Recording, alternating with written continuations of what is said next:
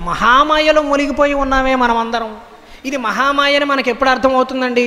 మనిషి మరణించాక మనిషి మరణించాక అర్థమవుతుంది. అప్పటిదాకా అర్థమయ్యే ప్రశ్నే లేదు. మనం రాత్రి నిద్రపోయేటప్పుడు వచ్చే కళ, అది మనం గమనిస్తే ఇది మహామాయ అని అర్థమైపోతుంది. ఆ కళలో ఉన్నంతసేపు మనం దీన్ని నిజం అనుకున్నామా, అబద్ధం అనుకున్నాం?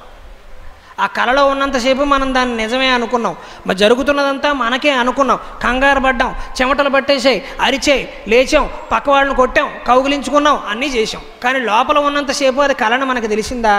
తెలియలేదు. బయటకు వచ్చాక తెలిసింది. ఈ ప్రపంచం అంతా మహామాయ అని కూడా మనకి ఎప్పుడు అర్థమవుతుంది అయ్యా అంటే ఈ మాయ ముగిసిపోయాక అర్థం.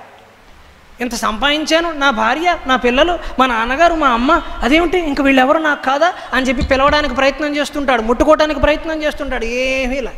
అప్పుడు అనిపిస్తుంది అరే రే రే రే ఇదంతా మాయ, దీనికోసం ఇంత కూడబెట్టుకున్నానా, దీనికోసం ఇంత ఖర్చు పెట్టానా అనవసరంగా, పుణ్యం చేసుకుని ఉండాల్సిందే.